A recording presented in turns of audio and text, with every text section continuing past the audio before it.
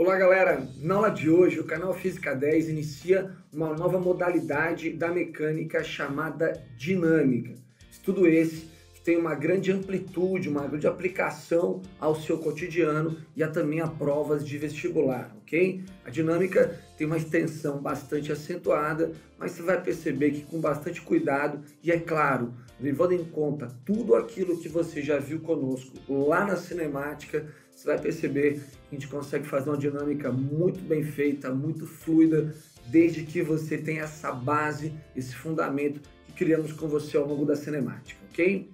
Vou pedir para você que de repente não é inscrito no nosso canal, que por favor se inscreva e se mantenha atualizado de todas as aulas e eventos, que o Física 10 vai propor para você aí ao longo desse ano, ok? Turma, sem mais enrolação, sem mais delongas, vamos dentro aí, aula de hoje, dinâmica. Vem comigo, gente! Turma, nosso novo assunto chama-se dinâmica. Vale a pena fortalecer com você que a dinâmica é uma parte da mecânica, logo, preocupada em estudar os movimentos, assim como foi na cinemática, só que a ideia aqui é estudar as causas dos movimentos. E aí, turma, eu gostaria que você imaginasse, nesse momento, um objeto parado, qualquer, uma lixeira, um carro, uma bola de futebol, e tentasse entender que para essa bola de futebol, lixeira, esse carro, sair do repouso e entrar em movimento, ou seja, para que você cause um movimento nele, é necessária a atuação de um agente chamado força. É esse elemento que essencialmente será inaugurado aqui na dinâmica. Nós vamos trocar uma ideia sobre as forças presentes ao longo de um movimento para que você possa ou produzi-lo ou mesmo modificá-lo. Para que nós cheguemos a um pleno esclarecimento desse elemento força, eu vou construir com você uma pequena evolução histórica do estudo e da compreensão dos movimentos. Acompanha só, gente. Primeira coisa que eu gostaria que você entendesse é que nós, alunos, temos em geral uma concepção muito antiga de movimento, concepção essa intuitiva, que tem sua origem na física aristotélica. Turma, segundo essa física, a física aristotélica, um corpo só está em movimento enquanto uma força for aplicada a ele.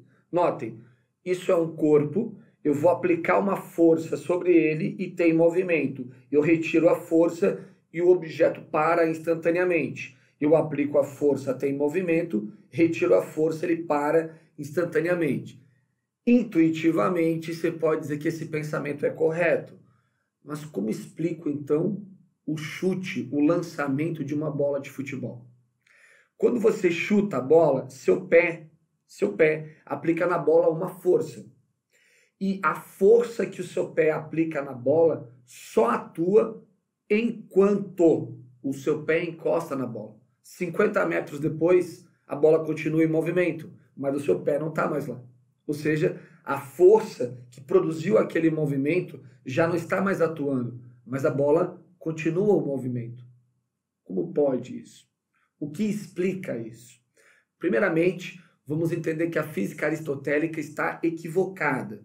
E eu falo de Aristóteles com você porque os vestibulares atualmente cada vez mais cobram essa evolução histórica, essa evolução epistemológica do movimento. Eu vou registrar para você o pensamento aristotélico e já vou abrir mão para essa nova ideia que nós vamos trabalhar com você na aula de hoje. Vem comigo, gente. Então, turma, segundo a física aristotélica, ele acreditava, Aristóteles, que um corpo se move porque uma força é aplicada a ele. Beleza.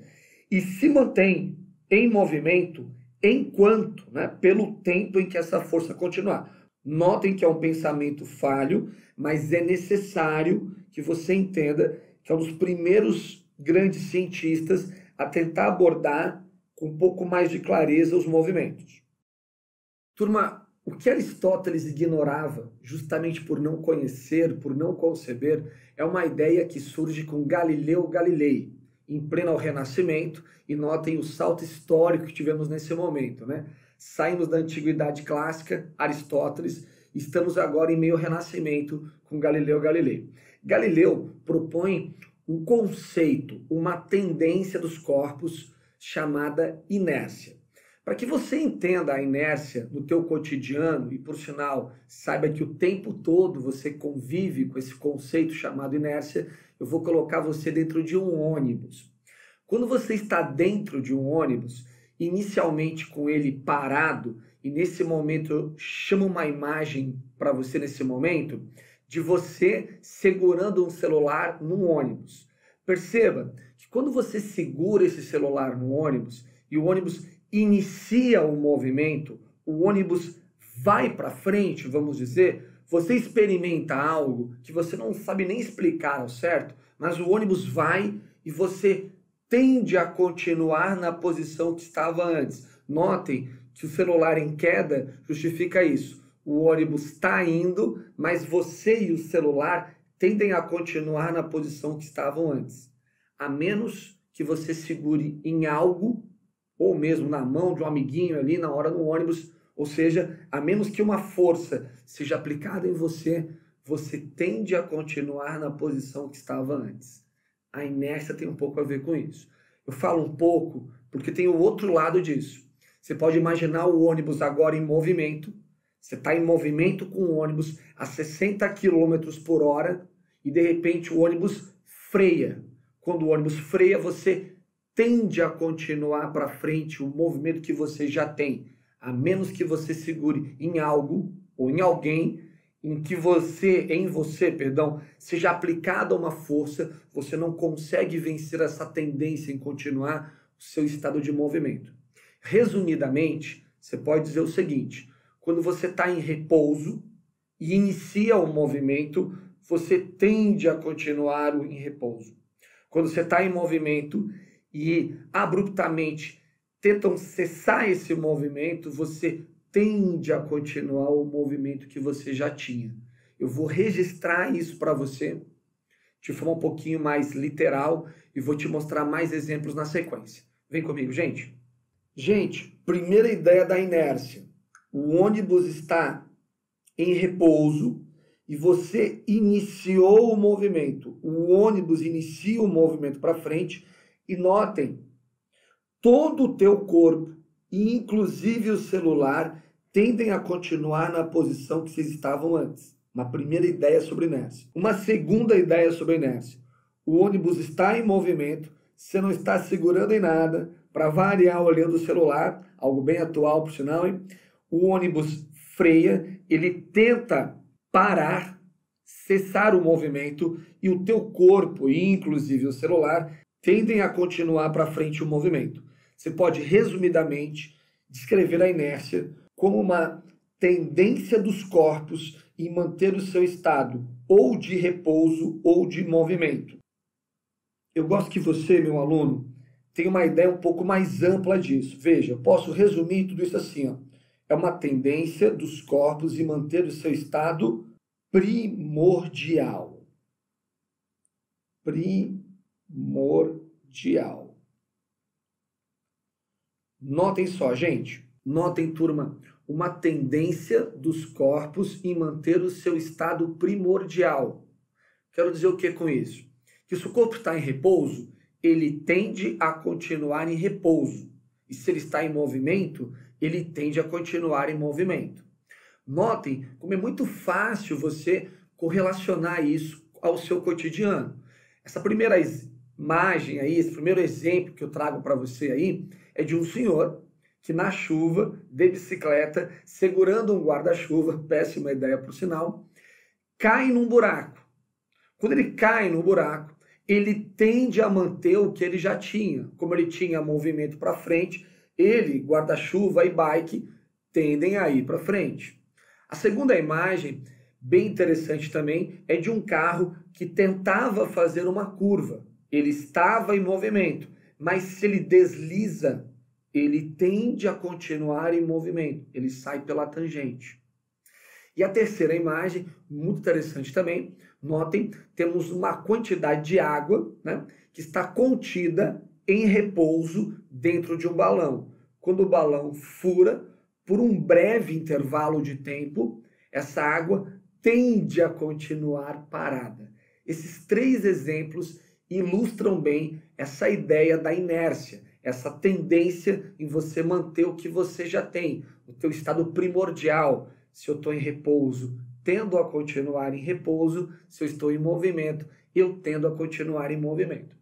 Essa ideia, criada por Galileu, ela vai ganhar um pouquinho mais de propriedade, ela é incluída, por um grande pensador da humanidade chamado Isaac Newton, numa grande lei. Essa lei justamente tenta, junto com outras, melhor explicar os movimentos. Vamos a ela então, vem comigo aqui, turma. Turma, leis de Newton. Primeiro saiba que Newton é um dos 3 maiores matemáticos da humanidade. Esse senhor, ou melhor, esse jovem, com mais ou menos ali 25 anos de idade, vai se apropriar principalmente dessa ideia da inércia, e vale a pena registrar que a ideia nasce com Galileu, mas Newton vai elaborar em cima dela mais alguns elementos. Essa ideia da inércia, somado a outras ideias, farão parte daquilo que a gente chama de leis de Newton. Leis essas, leis dinâmicas, leis que buscam explicar os movimentos. Vamos então à primeira. Turma, a primeira lei de Newton, ou lei da inércia, se acabou de ver comigo, é essa tendência dos corpos em manter o seu estado ou de repouso ou de movimento. Notem que se nós tivéssemos aqui 2 movimentos quaisquer, de uma moto e de um caminhão, e levando-se em conta que os 2 tivessem o mesmo movimento, o mesmo grau de velocidade, por exemplo, se há de convir comigo que é muito mais difícil pararmos o caminhão do que pararmos a moto. Notem que a inércia, ela começa também a associar aos corpos algumas propriedades. A primeira propriedade que nós vamos trabalhar com você aqui tem a ver com algo chamado massa. Notem que massa é quantidade de matéria, ou seja, Newton não tinha essa concepção de prótons, nêutrons, elétrons, mas seria justamente isso, a quantidade de matéria, de prótons, nêutrons, elétrons que constituem a moto e o caminhão. Perceba que a quantidade de matéria, portanto, de massa do caminhão é maior que da moto. Logo, se o caminhão está em movimento, com o mesmo movimento, por sinal, da moto, logo, o grau de velocidade do caminhão é o mesmo da moto, eu consigo afirmar que o grau de dificuldade de pararmos o caminhão é maior que o da moto, justamente pela sua massa, pela sua quantidade de matéria. Logo, podemos associar a essa tal de massa uma propriedade. Podemos garantir para você que ela é uma forma de mensurarmos a inércia. Moçada, essa ideia da inércia, que você está vendo comigo nesse momento, essa tendência, manter o seu estado de repouso ou de movimento, e você acabou de ver aí que a massa é um elemento interessante para medirmos, para qualificarmos essa grandeza, ela pode ganhar outras propriedades, outros conceitos. Ao fundo aqui, a gente tem uma imagem de uma partida de curling. Queria que você atentasse para a imagem com cuidado. Perceba que a imagem nos mostra um jogador que arremessou uma pedra de curling. Notem que ele já se encontra distante dessa pedra de curling, ou seja, a força que ele aplicou já não é mais aplicada. Se o curling está em movimento, ele tende a continuar em movimento para frente. Notem que à frente existem pessoas que estão faxinando o gelo. Perceba que faxina é esporte, E a ideia desse faxinar do gelo é diminuir justamente a tendência dele parar, diminuir o atrito, para que ele possa ir mais longe. Notem que o curling, ele trabalha muito com a ideia da inércia. E é justamente em cima disso que eu quero te mostrar uma propriedade a mais. Vamos lá, gente. Gente, perceba que nesse momento agora, eu peguei um retrato dessa pedra de curling aí, e eu queria que você entendesse que nessa pedra de curling, nós temos duas situações importantes serem trabalhadas com você. Notem que quando a pedra está parada, existem forças que atuam nessa pedra de curling, né? Nós vamos ver ao longo das próximas aulas, mas alguma coisa você já consegue sacar, né, de outras aulas que você fez ao longo do ensino médio, por aí vai. Existe uma força para baixo, que é a força peso, e existe uma força que o chão exerce para cima, que é a normal. Essas duas forças se cancelam, então a resultante seria zero. Na concepção aristotélica, se a força resultante fosse igual a zero, eu só tinha uma possibilidade. Lembra? Se não há força, não há movimento. Com certeza, esse curling está parado. Só que com essa nova concepção de Galileu / Newton, nós temos uma outra possibilidade para a força resultante igual a zero. Acompanha só comigo, gente. Se o curling estivesse em movimento, vamos pensar aquele estágio onde o jogador está empurrando a pedra de curling para lá. Enquanto ele empurra, há uma força atuando, eu tiro do repouso e coloco o curling em movimento. Depois que o curling está em movimento, ele tende a continuar em movimento. O curling para porque uma força contrária que o chão exerce, chamado atrito, fará o curling parar. Quando os jogadores faxinam o gelo, eles diminuem o atrito, com isso o curling consegue ir mais longe. Mas notem que se não houvesse atrito, depois que você empurrou, o curling tende a continuar em movimento. Se não há atrito, não há força que atrapalhe o movimento.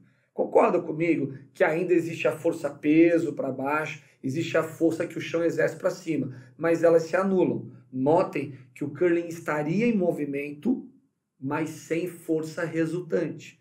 A força resultante é zero e o curling está em movimento. Atente para mais uma coisa. Não tem mais ninguém empurrando. Logo, o curling não vai ganhar velocidade.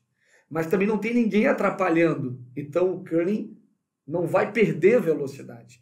Ele está com força resultante igual a zero e ele tende a manter o movimento que ele tem com velocidade constante. Essa é a grande sacada da primeira lei de Newton. Que toda vez que você entender que a força resultante que atua num corpo for igual a zero, nós vamos ter duas possibilidades. Vem comigo, vamos registrar isso. Gente, se a força resultante for igual a zero, nós vamos a partir de hoje ter duas possibilidades.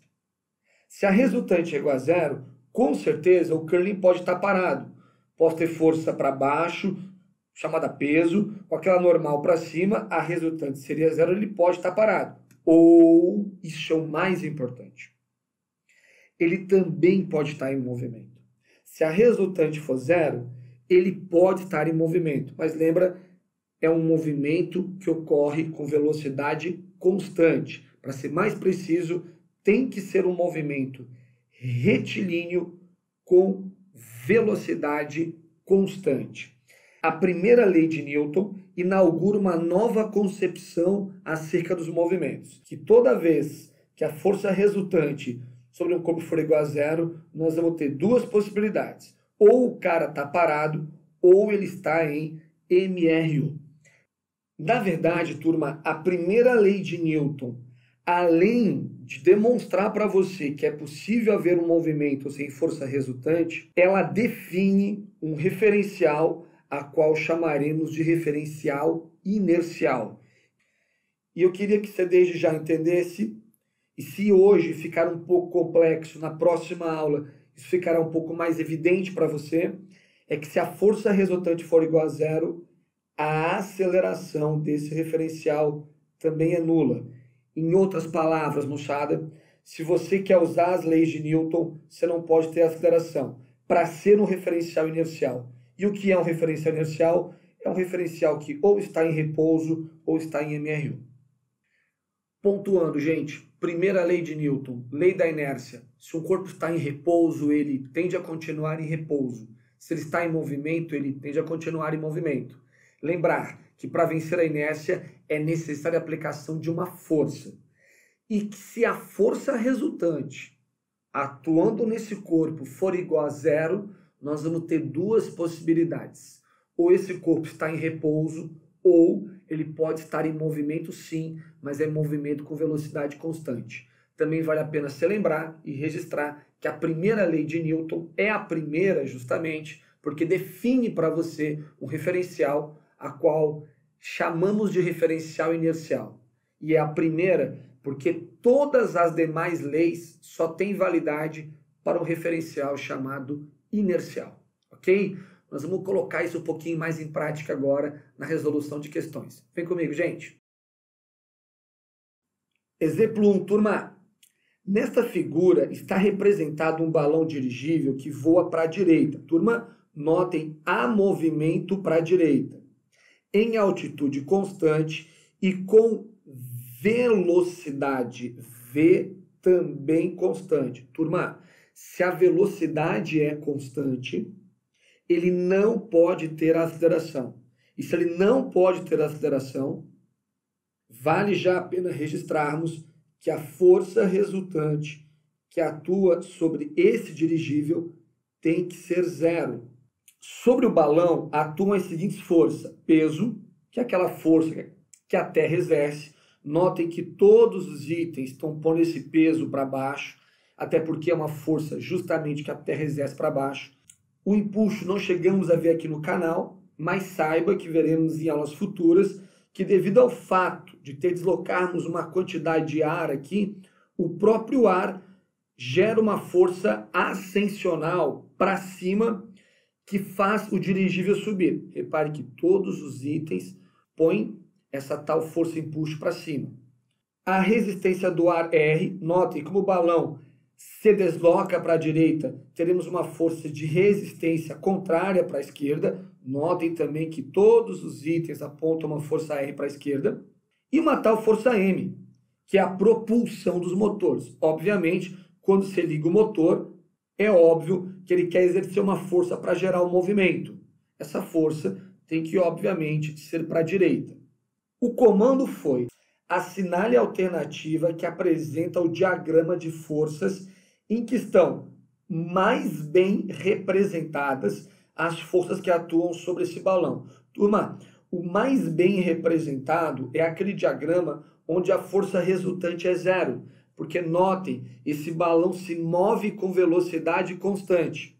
Então, turma, a alternativa que estamos buscando é aquela alternativa onde a força resultante é zero. É imprescindível que você entenda que você precisa ter uma concepção de vetores aqui. Se você não lembra de vetores, vai lá na cinemática, na aula do canal, e olha as aulas de vetores. Vai te ajudar muito nessa questão. Notem que se eu quero uma resultante igual a zero, eu vou olhar para o item A e vejo que no item A, a força M é maior que a força R. O vetor M é maior que o vetor R.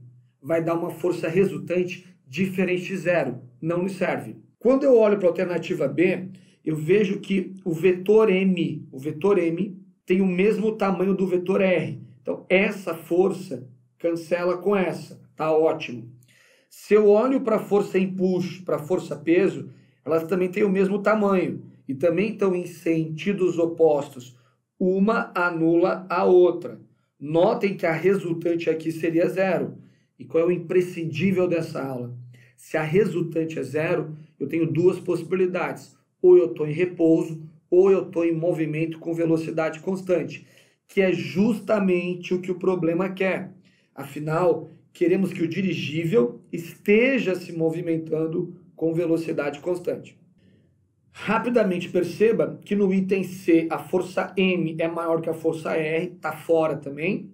E no item D a força impulso é maior que a força peso, está fora também. Então, com isso, a alternativa correta é a alternativa B. Exemplo 2, gente. Considere as seguintes afirmações a respeito de um passageiro de um ônibus que segura um balão através de um barbante. Turma, vem comigo aqui, olha só. O item 1 fala o seguinte: quando o ônibus freia. Gente, quando o ônibus freia, é de se imaginar que esse ônibus está em movimento. Então, você vai pensar o seguinte: vamos imaginar que a minha mão seja o balão, legal? E isso aqui o barbante, legal? O ônibus está indo para frente. Quando de repente ele freia, pensa comigo. Se o ônibus está indo para frente, está todo mundo dentro desse ônibus indo para frente. Logo, tende a continuar indo para frente. Se o ônibus freia, o balão tende a continuar indo para frente. O item falou que vai para trás. Fora, primeiro item, falso. Turma, item 2. Quando o ônibus acelera para frente, vamos pensar o contrário agora. Imagina o ônibus parado e você vai iniciar um movimento para frente, tu vai acelerar para frente. Turma, se o balão está parado, ele tende a continuar parado. O ônibus vai e o balão tende a continuar na posição em que ele se encontrava anteriormente. Ou seja, ele se desloca para trás, que é o que o item nos colocou. Por isso, o item 2, verdadeiro. Gente, o item 3, se você perceber, ele é praticamente igual ao item 2, né? Ele fala o seguinte, quando o ônibus acelera para frente. Bom, o restante do item nos fala que o balão permanece na vertical. Nada a ver, a gente viu acima ali que ele, em tese, tende a se deslocar para trás. E o item 4, que por sinal inicia como o item 1, fala o seguinte, quando o ônibus freia, o barbante permanece na vertical. Nada a ver, gente, ele tende a se deslocar para trás. Fora também. Com isso, o nosso gabarito, a única correta é o item 2. Por isso, marcamos a alternativa D. Fechou, gente? Turma, e com isso finalizamos mais uma aula do nosso canal. Legal? Essa é a primeira aula da dinâmica, primeira aula das leis de Newton, lei da inércia. Não perde na semana que vem a segunda lei, princípio fundamental da dinâmica, ok? Para vocês uma excelente semana e até semana que vem. Valeu, gente. Tchau!